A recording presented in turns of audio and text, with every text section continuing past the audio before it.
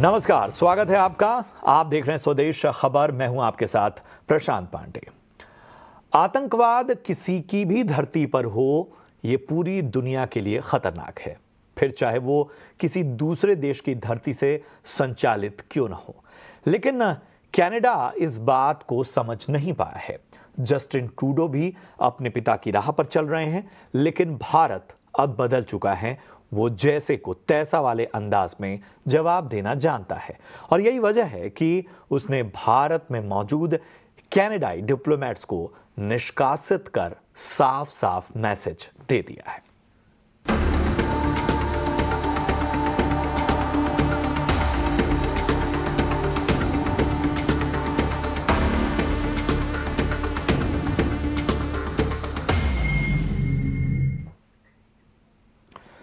जी हां, भारत और कनाडा के बीच रिश्तों में तल्खी नए स्तर पर जा पहुंची है। स्थिति यह है कि भारत ने कनाडा के बेतुके आरोपों के मद्देनजर ओटावा से अपने उच्चायुक्त और कुछ अन्य राजनयिकों को वापस बुलाने का फैसला किया है। यह फैसला राजनयिकों की सुरक्षा सुनिश्चित करने के लिए किया गया है। इसके साथ ही भारत ने नई दिल्ली में कनाडा के प्रभारी उच्चायुक्त समेत 6 राजनयिकों को निष्कासित कर दिया है, साफ साफ मैसेज दे दिया है। अब सवाल है कि आखिर कनाडा के पीएम जस्टिन ट्रूडो इस तरह से भारत से पंगा क्यों ले रहे हैं? क्या यह चुनाव का चक्कर है, उनकी घटती लोकप्रियता के लिए खेला गया कोई दांव है, या पर्दे के पीछे कोई और खेल चल रहा है? इसी पर करेंगे हम खास चर्चा। और आज हमारे साथ चर्चा के लिए जाने माने वरिष्ठ पत्रकार ए.के. मिश्रा साहब जुड़े हुए हैं। ए.के. मिश्रा साहब, बहुत बहुत स्वागत, अपना समय देने के लिए बहुत बहुत धन्यवाद आपका। और मैं आपको लगातार सुन भी रहा था, लगातार आप पैनी निगाह बनाए हुए हैं, और शायद इन पूरे घटनाक्रम को देखें तो साफ तौर पर जो ऊपरी स्तर पर नजर आता है वो ये है, जो मैंने कहा कि लगातार जिस तरह से जस्टिन ट्रूडो की उनके देश में लगातार एक नैरेटिव का वो शिकार हो रहे हैं, उनकी लोकप्रियता पर जिस तरह से प्रश्न चिन्ह लग रहा है, और भी बहुत सारी चीजें हैं, और इसका घटनाक्रम लंबे समय से है। लेकिन अपने एक्सपर्ट नजरिए से बताइए कि आखिर इस पूरे घटनाक्रम को आप किस तरह से देख रहे हैं? देखिए, सबसे पहले सभी को राम राम, आपके सारे टीम को राम राम। एक चीज पहले हम लोगों को कान खोल के समझ लेनी चाहिए। विश्व में घटित होने वाली कुछ घटनाओं का मैं उदाहरण देता हूँ। रूस और यूक्रेन का वार हुआ। यूक्रेन एकदम छोटा सा, लेकिन रूस को ललकार रहा था। अपने दम पे ललकार रहा था? नहीं, उसके पीछे कोई था। बांग्लादेश में अभी तख्ता पलट हुआ, जो बड़ा नेचुरल लग रहा था, हल्ला मचा कि भाई ये बड़ा नेचुरल है। लेकिन क्या वो अपने दम पे लड़ रहे थे, या जिन्होंने तख्ता पलट किया उसके पीछे कोई था? इस देश के लिए, भारत देश के लिए, भारत की बढ़ती हुई शक्ति के लिए जो घटनाएं हो रही हैं, बाहर और भीतर दो तरीके के लोग हैं। जस्टिन ट्रूडो उस अफीमची की ये औकात नहीं है, जो देश हर मामले में हमसे कम है, कि वो इतना बड़ा बोल्ड स्टेप ले। कोई ना कोई इसके पीछे भी है, और ये वही शक्तियां हैं। चाइना हो सकता है, अमेरिका हो सकता है, जॉर्ज सोरोस हो सकता है, पाकिस्तान हो सकता है। एक इंटरनेशनल लॉबी है। पूरा इंटरनेशनल जो है, आप देखेंगे दुनिया एक लॉबिंग या कई धड़ों में बटी हुई है। अब मैं इतने कॉन्फिडेंस के साथ इस चीज को क्यों कह रहा हूं? भाई, आपको चुनाव जीतना है, आपके पास 50 मुद्दे हैं। किसी देश के ऊपर सीधे जो है, भारत पाकिस्तान जैसे तो कनाडा के बॉर्डर्स मिलते नहीं है कि रोज गोलियां चल रही हैं और एक दूसरे के ऊपर भारत पाकिस्तान करे, तो समझ में भी आता है। इतिहास में आजादी के बाद से पहली बार इंडियन इंटरनेशनल डिप्लोमेसी उस फेज, उस मुकाम पे पहुंची है जहां पे इसको वर्षों पहले होना चाहिए था। चीन को हम जवाब नहीं दे पाते थे, पाकिस्तान के साथ हम गलबहियां डाले रहते थे, चाहे वो कितना भी नुकसान कर दे, अमन की आशा क्या क्या करते रहते थे। इसी तरीके से दुनिया भर के देशों के सामने हम गिड़गिड़ाते रहते थे, अपना सोना भी हम गिड़गिड़ा के गिरवी रख के चले आए थे।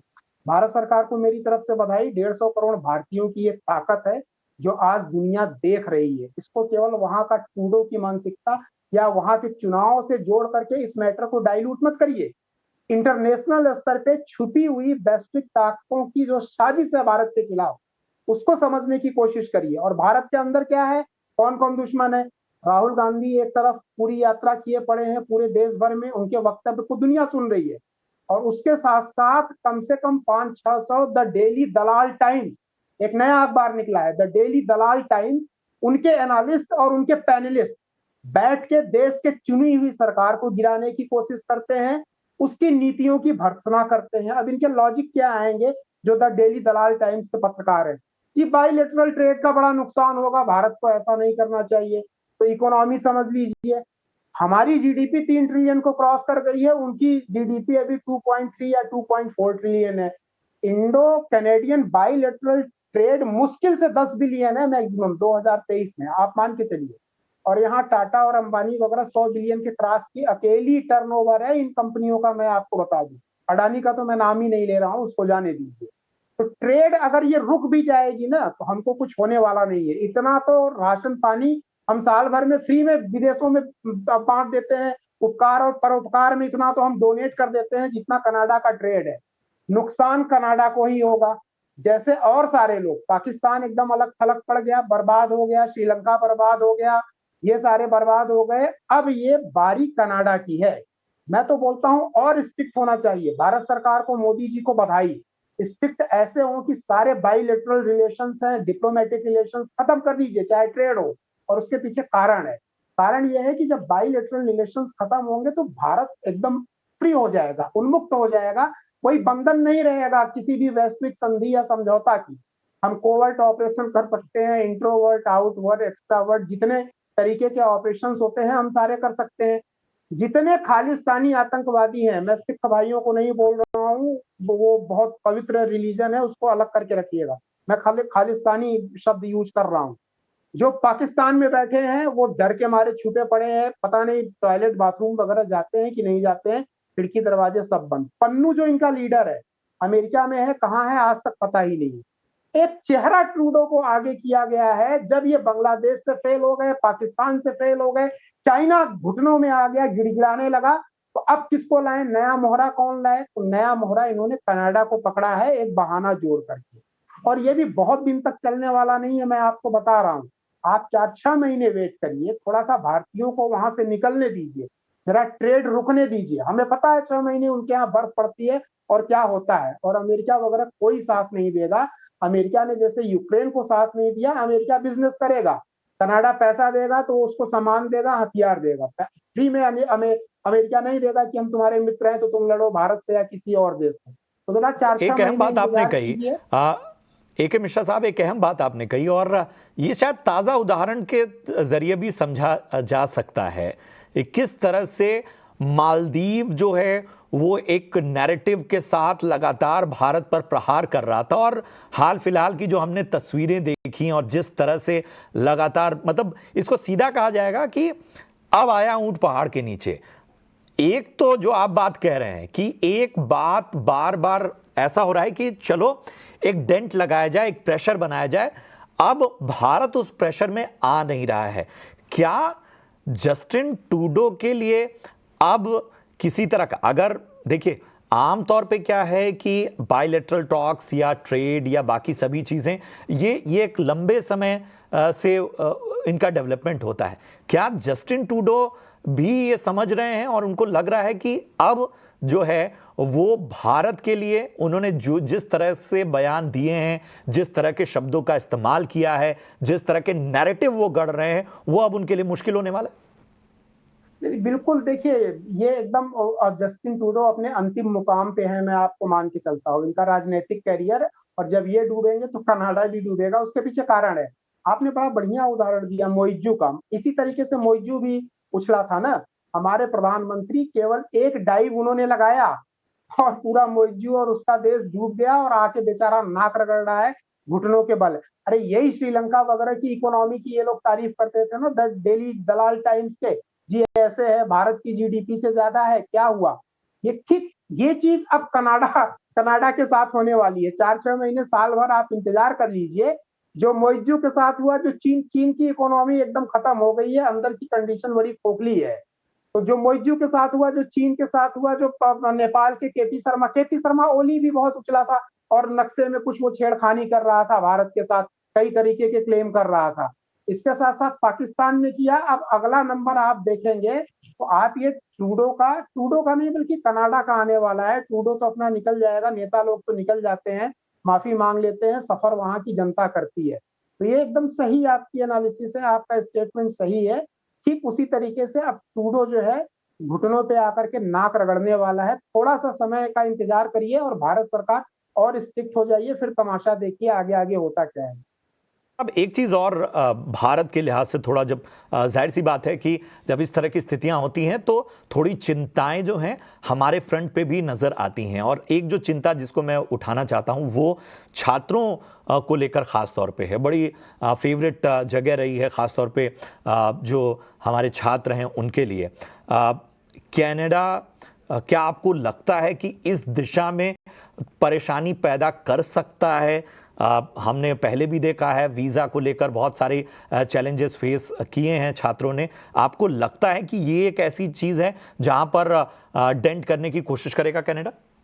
नहीं नहीं, बिल्कुल नहीं। देखिए, जंग और मोहब्बत में हर चीज जायज होती है। इस कथन को आप सुन लीजिए, हम लोगों को जानना चाहिए। कनाडा जो रहा है छात्रों के लिए, मैं इसके फैक्ट को जानता हूँ।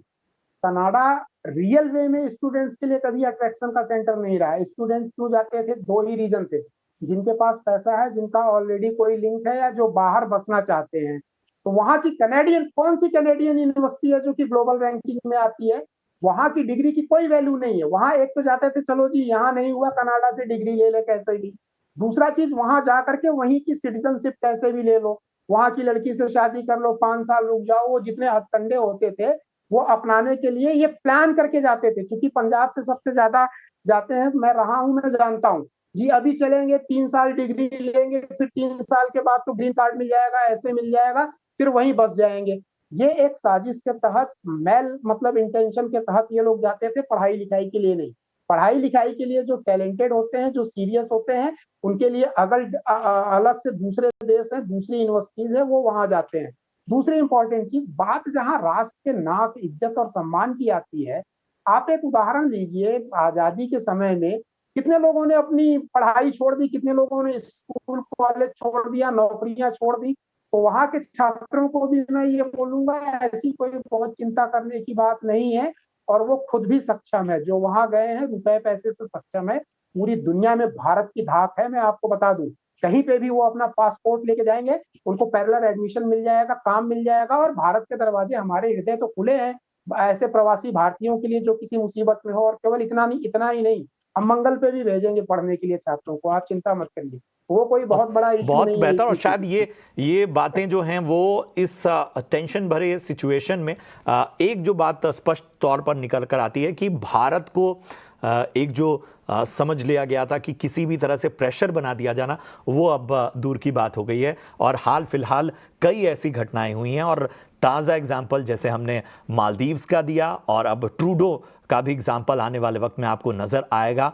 क्यों? क्योंकि भारत को एक संभावनाओं के तौर पे पूरी दुनिया देख रही है। एक ऐसी जमीन जहां पर कारोबार करने के लिए, जहां पर बाकी जगहों के प्रेशर को कम करने के लिए भारत को एक विकल्प के तौर पर भारत की जमीन को देखा जा रहा है। और ऐसे में भारत की स्थिति, भारत की इकोनॉमी, भारत के ट्रेड, भारत की नेतृत्व, ये सभी ऐसी मजबूत स्थिति में है कि किसी भी स्थिति को लेकर जो रिटेलिएट करना है, जिस तरह से अपनी बात रखनी है और जिस तरह से प्रतिबद्धता से अपने स्टैंड पर कायम रखना है, वो साफ तौर पर नजर आ रहा है। और यही वजह है कि हम इस पूरे मामले में भारत की तरफ से, भारत के तमाम जिम्मेदार जो ऑफिशियल्स हैं उनकी तरफ से जो बातें सामने आ रही हैं, वो सीधा दो टूक कनाडा को जवाब दे रही हैं। शुक्रिया करेंगे मिश्रा जी हमारे साथ जुड़ने के लिए, और इस खास विश्लेषण के लिए। आगे भी इस तरह की चर्चाओं में हम आपको आमंत्रित करते रहेंगे। फिलहाल यहां रुकेंगे एक ब्रेक के लिए। ब्रेक के उस पार कुछ और भी खबरें होंगी, आप बने रहिए हमारे साथ।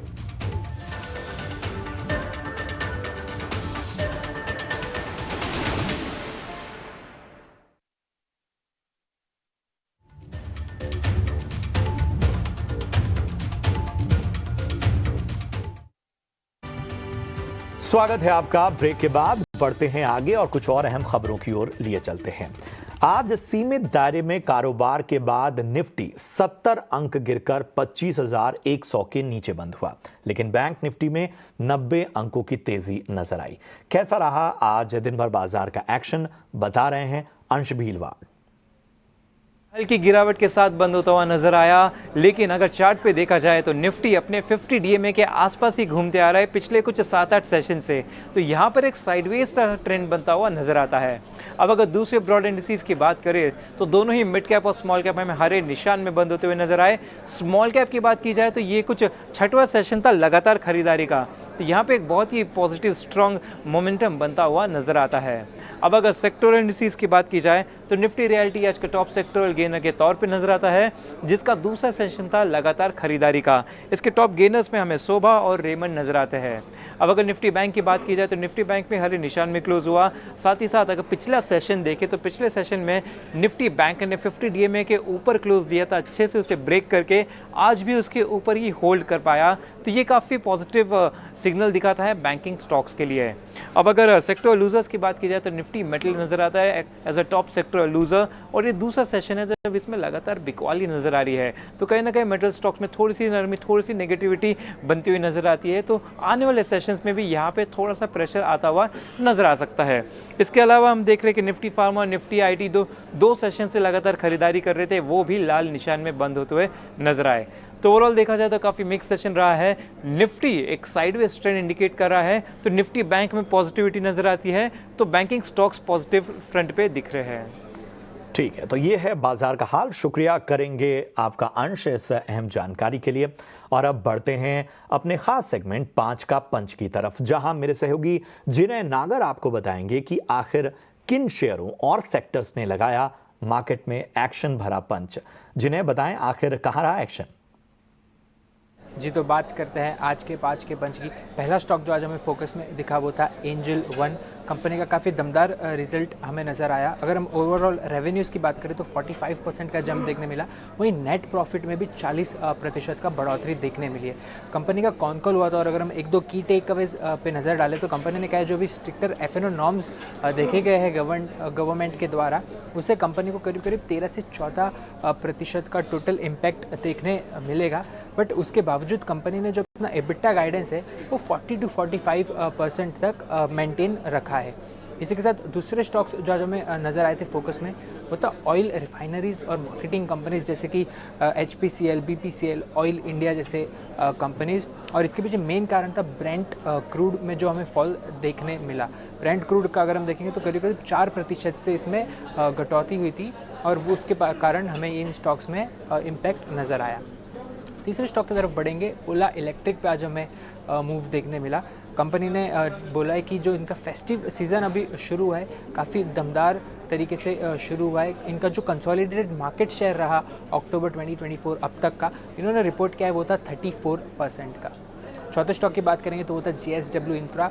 दो पर्टिकुलर न्यूज़ थी। पहला तो था जो महाराष्ट्र मरीन टाइम बोर्ड से कंपनी को एक LOI मिला है जहां पर उनको एक पोर्ट डेवलप और ऑपरेट करना है, तो ये तो था एक पहला कारण। दूसरा कारण था नुवामा के एक इनिशिएशन रिपोर्ट आया है कंपनी पर, जिनका टारगेट प्राइस है 390 रुपये। उनका मानना है कि कंपनी एक ट्रांसफॉर्मेशन स्पेस में है, जो पोर्ट से अब एक लॉजिस्टिक्स यूटिलिटी कंपनी बनने जा रही है, और जो फंडामेंटल्स है कंपनी के, जो फाइनेंशियल्स है, वो भी सस्टेन करेंगे आगे जाके, नुवामा का मानना है।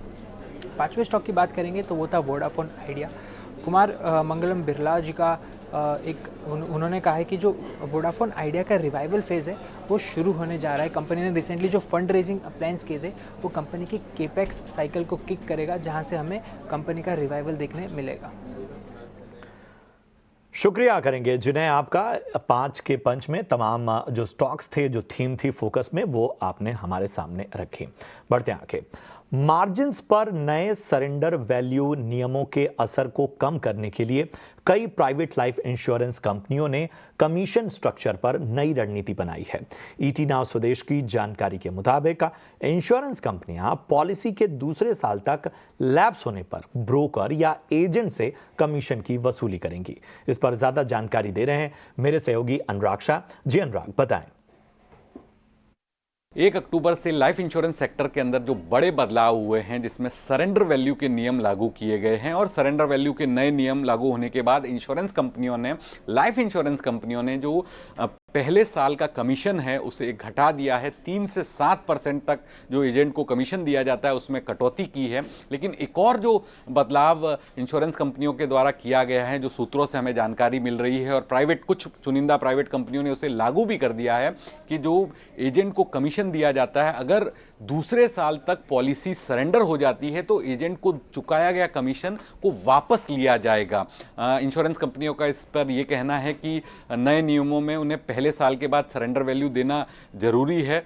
तो अगर एजेंट को कमीशन भी देंगे तो दोनों चीज़ ये मुमकिन नहीं है। तो अगर दूसरे साल तक पॉलिसी सरेंडर होती है तो एजेंट को दिया गया कमीशन वापस रिकवर किया जाएगा। कुछ जानकारों का इस पे ये भी कहना है कि इससे मिस सेलिंग पर लगाम लग सकती है। मिस सेलिंग जो है वो इंश्योरेंस पॉलिसी की नहीं होगी, और नए नियम जो सरेंडर वैल्यू के लागू हुए उसके बाद इंश्योरेंस कंपनियों के मार्जिन पे भी दबाव जो आ रहा है, उन सब चीज़ों को देखते हुए इंश्योरेंस कंपनियों के पास दो ही विकल्प बचते हैं, या तो वो कमीशन को कम करे या फिर जो एजेंट को कमीशन दिया जाता है वो सरेंडर होने की स्थिति में दूसरे साल के बाद वापस लिया जाए। तो कुछ कंपनियों के द्वारा इसकी शुरुआत की गई है। शुक्रिया करेंगे अनुराग इस अहम जानकारी के लिए। बढ़ते हैं अगली खास खबर की ओर। सरकार सोलर पीवी सेल्स की खरीद का जो दायरा है वो बढ़ाने जा रही है। इसके तहत अब मॉडल्स और मैन्युफैक्चरर्स की अप्रूव्ड लिस्ट को बढ़ाने की योजना है। क्या है पूरी खबर, बता रहे हैं प्रकाश प्रियदर्शी। जी प्रकाश। देखिए, रिन्यूएबल एनर्जी सेक्टर के लिए काफ़ी अहम खबर है। दरअसल सरकार ये चाहती है कि रिन्यूएबल एनर्जी सेक्टर में जो इक्विपमेंट की सप्लाई है उसको सुनिश्चित किया जाए और उसमें कोई कमी ना हो। इस बात को ध्यान में रखते हुए जो approved list of models and manufacturers है उसके लिस्ट को सरकार विस्तार रूप दे रही है, और उसके लिए उसमें ज़रूरी संशोधन किया जा रहा है। सूत्र हमें बता रहे हैं कि इसके लिए जो स्टेक होल्डर्स के जो कमेंट्स हैं वो मंगाए गए हैं, और उसी हिसाब से इसमें संशोधन किया जाएगा और इस लिस्ट को और विस्तार रूप दिया जाएगा। मकसद ये है कि जो इक्विपमेंट्स की जो रिक्वायरमेंट है डोमेस्टिक मार्केट में उसको सुनिश्चित किया जाए, उसमें कोई कमी ना हो। सरकार का ये अनुमान है कि जो सोलर पीवी सेल्स है उसके इंस्टॉल कैपेसिटी में काफ़ी बढ़ोतरी होगी अगले 2 साल के अंदर। लिहाजा जो approve list of models and manufacturers है उसके लिस्ट को एक्सपैंड करना है, उसको विस्तार रूप देना है ताकि इक्विपमेंट सप्लाई में कोई दिक्कत ना हो, और उसी को ध्यान में रखते हुए ये प्रयास किए जा रहे हैं।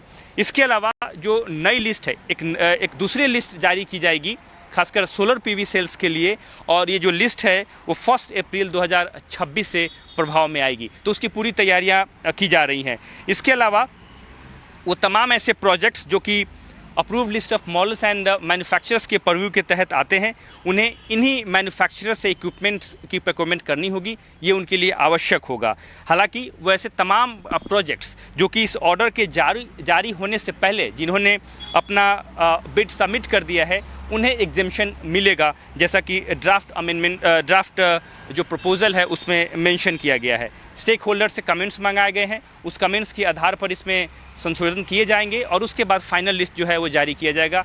प्रयास ये है कि जो डोमेस्टिक रिक्वायरमेंट है इक्विपमेंट्स की उसमें कोई कमी ना हो, लिहाजा जो ये लिस्ट है उसको विस्तार रूप दिया जाए। शुक्रिया करेंगे प्रकाश आपका इस अहम जानकारी के लिए। चुनाव आयोग ने महाराष्ट्र और झारखंड विधानसभा चुनावों के लिए तारीखों का ऐलान कर दिया है। महाराष्ट्र में 20 नवंबर को एक ही चरण में, जबकि झारखंड में 2 चरण में चुनाव होंगे। 23 नवंबर को नतीजों का ऐलान होगा। इसके अलावा आयोग ने यूपी, मध्य प्रदेश समेत कई राज्यों में उपचुनाव की तारीखों का भी ऐलान किया है। राहुल गांधी की खाली लोकसभा सीट वायनाड में 13 नवंबर को वोटिंग होगी। The schedule for Maharashtra, this will be in single phase. The notifications, date of notifications are in front of you. 22nd October would be date of notification. Last date of making nomination would be 29th October. Scrutiny on 30th October. And last date for withdrawal 4th, and date of poll in Maharashtra would be 20th 11. Counting would be on 23rd 11/24.